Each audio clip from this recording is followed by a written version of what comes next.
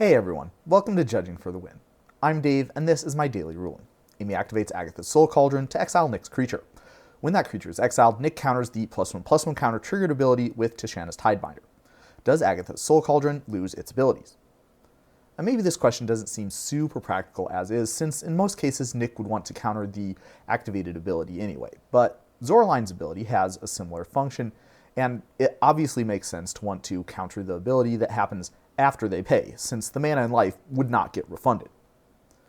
The answer is that it does not matter whether you counter the activated ability that exiles a card from your graveyard or the triggered ability that triggers when you exile that card. In either case, the Agatha's Soul Cauldron will lose all of its abilities. The answer to the Zoraline question works exactly the same way. Now, if that's all you needed, be sure to leave a like and a comment on your way out so the algorithm doesn't punish me too hard for putting the answer up front rather than making you wait for it. Now, if you're wondering why this was even a question at all, then you might be interested to know that if you activate Agatha's Soul Cauldron while you control Echoes of Eternity, then you do not get to put a +1/+1 counter on two different creatures, because according to this rule here, the ability that does that is not a triggered ability of Agatha's Soul Cauldron.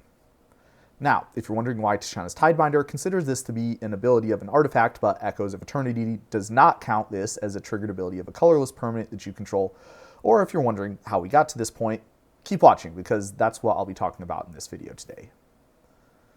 Before we can talk about the scenario from the original problem statement, we need a little bit of history first. Back in the oldie days, we had this card, Frenzied Goblin.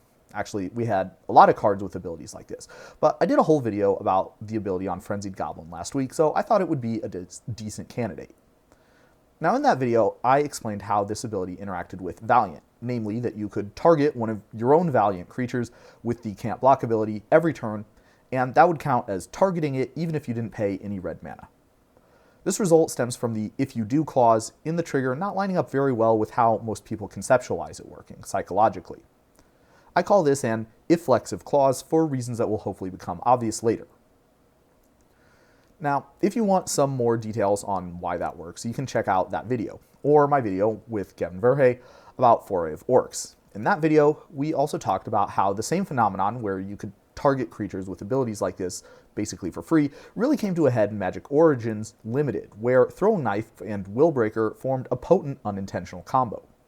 As a result, in Amonkhet, reflexive triggered abilities were introduced, and the way these work can be seen on the related card Labyrinth Adversary.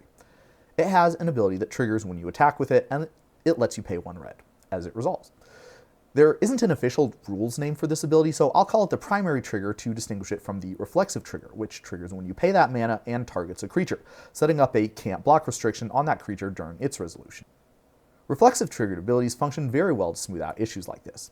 I've personally spoken out many times in favor of this template, and how it does a good job making interactions like these a lot more intuitive. In fact, if you read the comments on that Frenzied Goblin video, there are a lot of commenters who are advocating for erratating this and similar abilities that use reflexive clauses to fit the new template, so it seems like this sentiment is shared by a lot of the community. There was one thing they didn't interact quite so well with, though. A little bit before the first reflexive triggers appeared, Panharmonicon was printed. Now, this was the first card that allowed triggered abilities to trigger an additional time. This mechanic proved popular and returned several times in the future, but its interaction with reflexive triggers was a bit problematic. Panharmonicon doesn't do a great job illustrating this, but take a look at this later card. If I have a roaming throne naming a Minotaur, would I get to stop 4 creatures from blocking? At first, it might look like the answer would be yes, because the primary trigger and the reflexive trigger would both be doubled by the roaming throne. Whether the motivation was game balance or aligning rules with the player's intuition, or maybe there was just a CEO who had too many Panharmonicons in his playgroup. I don't know, but Wizards decided that they wanted the answer to this question to be the opposite. And so, this rule that I showed on screen earlier was born. With this rule, such cards would double the primary trigger, but not the reflexive trigger. Therefore, there would be no difference between how this template and the earlier Reflexive clause template interacted with trigger doubling. And all was good. Well, up until they printed Tishana's Tidebinder. Then they had a different problem. Well, technically, this problem could have come up earlier, for example with cards like Teferi's Response or Green Slime. But as far as I know, the situation from the original problem statement was the first time that this issue was noticed. The problem is that Wizards decided the correct answer to that question is what I said earlier. So that's how it is. How do I know this? Well, I've left a couple of links to some Twitter posts by Magic's rules manager and another Wizards employee who is authorized to give official answers in the description. Now, believe me, I hate with a burning passion that the objectively correct answer and explanation are only available through the personal Twitter accounts of a couple of Wizards employees. Almost as much as I hate that I have to tell people that the answer to why Tishana's Tidebinder thinks a reflexive trigger is an ability of an artifact, but Echoes of Eternity doesn't, despite these cards' near identical wording, is because Wizards said so, and that's that. That's something other TCGs do, and it's always been something I've been kind of proud that Magic doesn't do stuff like that. Now, I've talked about both of those points on this channel before, so I don't want to harp on it here. For now, let's consider the more productive topics of what we can do. Now, those Twitter posts that I linked reveal that Wizards is at least aware of this issue, and both of them mention that they're considering changing the text of that rule in order to clarify this interaction. But I think that this is kind of a mistake.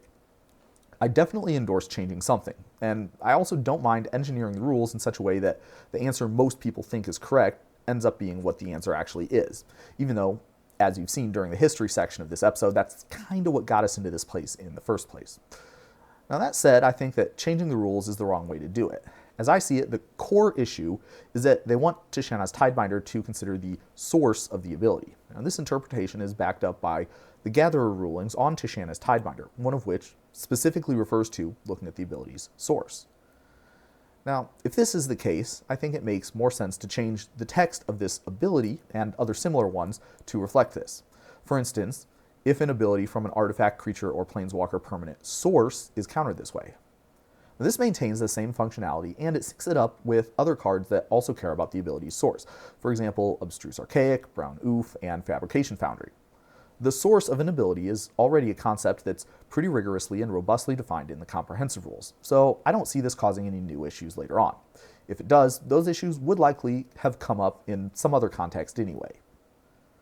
Another benefit of the errata solution is that it allows for more granularity for which cards should or should not be affected, which seems to be a big concern, and the reason why Wizards of the Coast often takes their time rolling out a change like this.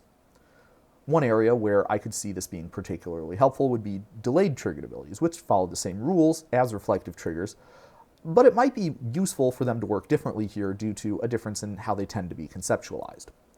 For example, let's say that you used a sneak attack to put a creature into play, and then you used Tishana's Tidebinder to stifle the ability that makes you sacrifice that creature at the beginning of the next end step. Would sneak attack lose all its abilities? Well, obviously not, because sneak attack is an enchantment. But what if you used liquid metal coating to turn sneak attack into an artifact, sometime after the sneak attack put the creature into play, but before the Tishana's Tidebinder countering ability resolved? The Tishana's Tidebinder ability checks if the source is an artifact as its own ability is resolving, and therefore it seems to me like the answer should be that this would blank the sneak attack if you made this play. That said, I guess the real test for what the answer to questions like these should be isn't what the rules and cards say, but rather what makes the most sense to Magic players. So let me know in the comments what you think the most intuitive resolution for that scenario would be. And a big hats off to the people whose job it is to work on this stuff. These issues are pretty subtle and confusing, and as we saw in this episode, there are a lot of moving parts. Any change would need to be vetted against all of them, lest it break something else even worse. Well, that's all I have for you today. How did you do? Join me again next time for another daily ruling. Until then, I hope you have a great day.